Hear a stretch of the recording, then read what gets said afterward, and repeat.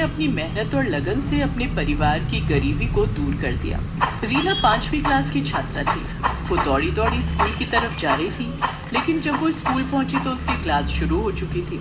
वो जब अपनी क्लास में पहुंची तो मैडम ने उसे दरवाजे पर ही रोक दिया। रुक जाओ रीना, तुम आज भी लेट आई हो। ये तुम्हारी रोज की आदत बनती जा रही है। आज तुम्हें इसकी सजा मिलेगी। लेकिन मैडम, मैंने जानबूझकर लेट नहीं किया। मैं कुछ नहीं सुनना चाहती। आज तुम सारा दिन क्लास के बाहर खड़ी रहोगी। रीना ने मैडम की बात का कोई जवाब नहीं दिया और चुपचाप क्लास के बाहर खड़ी हो गई। दरअसल रीना के घर से स्कूल की दूरी पूरे 5 किलोमीटर थी। रीना अपने घर से स्कूल तक रोज पैदल आया करती थी, क्योंकि उसके पास रिक्शे या स्कूल बस का किराया देने के लिए पैसे नहीं थे। रीना के माता पिता बहुत ही गरीब थे। रीना के पिता सब्जी बेचा करते थे। उससे उनकी जो कमाई होती, उससे उनका गुजारा किसी तरह से चल पाता था। लेकिन रीना के माता पिता रीना को पढ़ाना चाहते थे, इसलिए उन्होंने रीना का एडमिशन स्कूल में करवा दिया था। उस दिन रीना क्लास के बाहर खड़ी रही, लेकिन उसका सारा ध्यान क्लास के अंदर पढ़ा रही मैडम पर था। वो उनकी पढ़ाई हुई सारी बातें अपने दिमाग में नोट कर रही थी। रीना पढ़ने लिखने में बहुत होशियार थी। जब सारा दिन खत्म हो गया तो मैडम ने रीना को क्लास के अंदर बुलाया और कहा, रीना, कल से समय पर स्कूल आना, नहीं तो तुम्हें स्कूल में एंट्री नहीं मिलेगी। और ये क्या है, अभी तक तुमने नई स्कूल ड्रेस नहीं सिलवाई है। तुम्हारी शर्ट में कितने पैबंद लगे हुए हैं। मैडम, मैंने मम्मी पापा से कहा था, लेकिन अभी उनके पास पैसे नहीं हैं। जब पैसे होंगे तो वो मेरे लिए नई स्कूल ड्रेस ला देंगे। ठीक है, अब तुम घर जाओ। रीना के फटे हुए स्कूल ड्रेस को लेकर क्लास की लड़कियां उसका बहुत मजाक उड़ाती थी, लेकिन रीना किसी से कुछ नहीं कहती।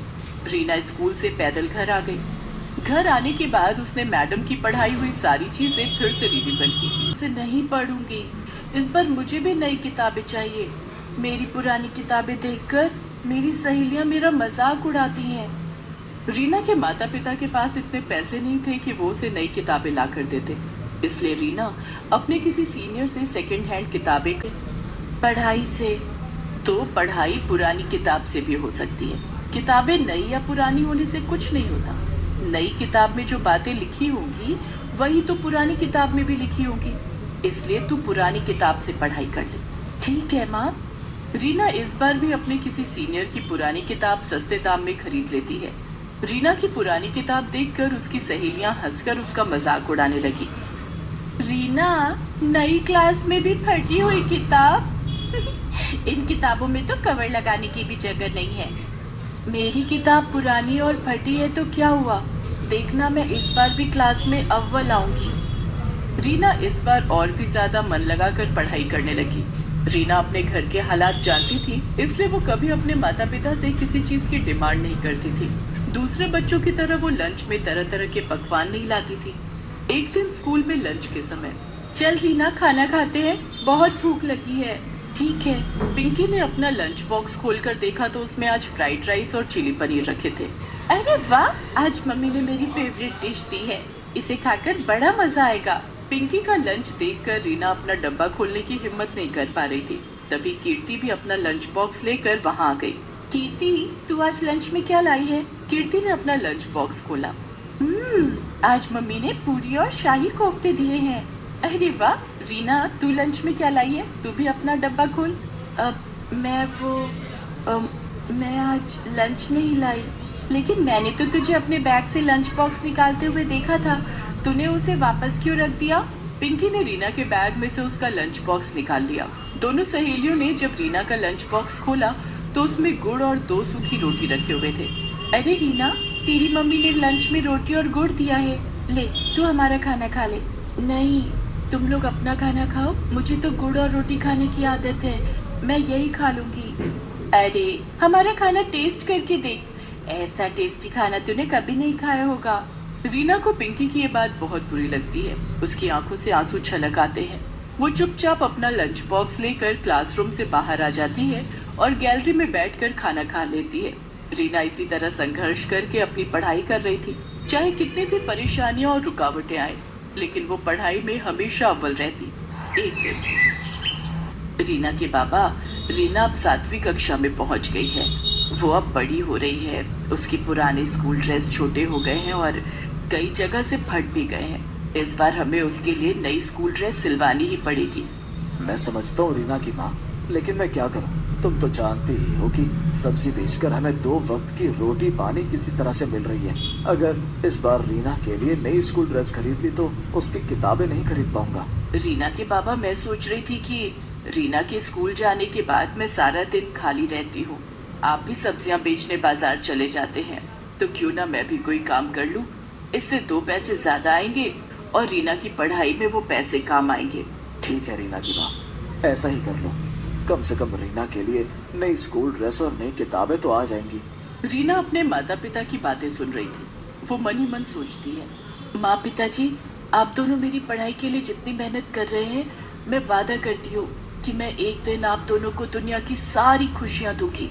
दूसरे दिन से तारा कुछ घरों में काम करने लगती है। वो दूसरों के घरों में झाड़ू पोछा और बर्तन धोने का काम करती है। तारा ने अपनी मालकिन से कुछ पैसे उधार लेकर रीना के लिए नई स्कूल ड्रेस और नई किताबें खरीदी।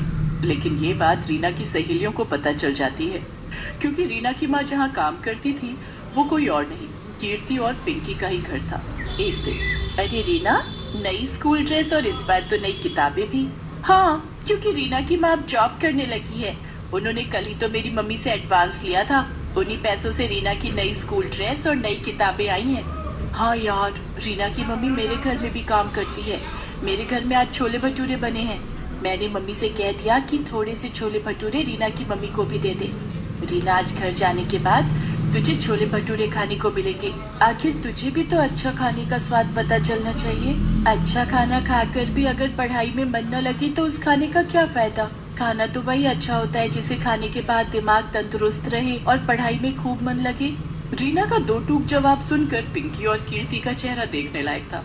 दोनों सहेलियों ने चुप रहने में ही अपनी भलाई समझी। धीरे धीरे समय गुजरता गया और रीना 7वीं से 8वीं और 8वीं से 9वीं और 9वीं से 10वीं कक्षा में आ गई। वो हर कक्षा में अव्वल आती। रीना बेटिया, तू अब 10वीं कक्षा में आ गई है। खूब ध्यान से पढ़ाई करना। तुझे अपनी पढ़ाई आगे भी जारी रखनी है। पिताजी, मैं खूब मेहनत करूंगी। आप देखना, मैं पूरे स्कूल में टॉप करूंगी। रीना खूब मेहनत करने लगी। शाम को स्कूल से आने के बाद वो पढ़ाई में जुट जाती। क्लास में टीचर के पूछे गए हर सवाल का रीना सबसे पहले और सही जवाब देती। पैदल स्कूल आना और पैदल घर जाना भी रीना के हौसले को तोड़ता नहीं, बल्कि और बढ़ा देता था। धीरे धीरे दिन बीत गए और 10वीं की परीक्षा का दिन भी आ गया। रीना, ये ले, दही चीनी खाकर जा, परीक्षा अच्छे से दे पाएगी। रीना ने पैर छूकर अपने माता पिता का आशीर्वाद लिया और परीक्षा देने पैदल घर से निकल पड़ी। लेकिन रास्ते में ही उसका जूता टूट गया। ओह, इसे भी अभी टूटना था। समय पर परीक्षा सेंटर नहीं पहुंची तो परीक्षा नहीं दे पाऊंगी। मुझे वहां तक जाना ही होगा। रीना ने अपने टूटे हुए जूतों को उतारकर हाथों में ले लिया और खाली पैर ही परीक्षा सेंटर की तरफ जाने लगी। चलते चलते उसके पैरों में छाले पड़ गए, लेकिन रीना के कदम परीक्षा सेंटर पर जाकर ही रुके। रीना ने अच्छे से अपनी परीक्षा दी।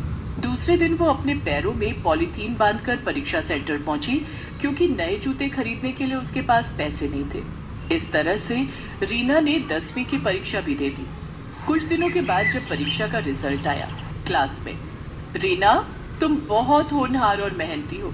आज तुम्हें तुम्हारी मेहनत का फल मिला है। तुम इस स्कूल में ही नहीं, पूरे राज्य में 10वीं की परीक्षा में अव्वल आई हो। देखो, अखबार में तुम्हारी फोटो छपी है। मैडम ने रीना और पूरे क्लास को अखबार में रीना की फोटो दिखाई। इतना ही नहीं, आगे की पढ़ाई के लिए तुम्हें सरकार की तरफ से स्कॉलरशिप भी दी जाएगी। ये सब सुनकर रीना बहुत खुश हुई। वो खुशी खुशी जब घर पहुंची तो उसके घर के बाहर मीडिया वाले उसका इंटरव्यू लेने के लिए इकट्ठा थे। सबने बारी बारी से रीना का इंटरव्यू लिया। रीना की कामयाबी से उसके माता पिता बहुत खुश थे। रीना ने स्कॉलरशिप की मदद से पहले 12वीं और फिर कॉलेज की पढ़ाई पूरी की। उसके बाद प्रतियोगिता परीक्षा की तैयारी करने लगी। कुछ सालों की कड़ी मेहनत से रीना ने आईएएस की परीक्षा पास कर ली थी।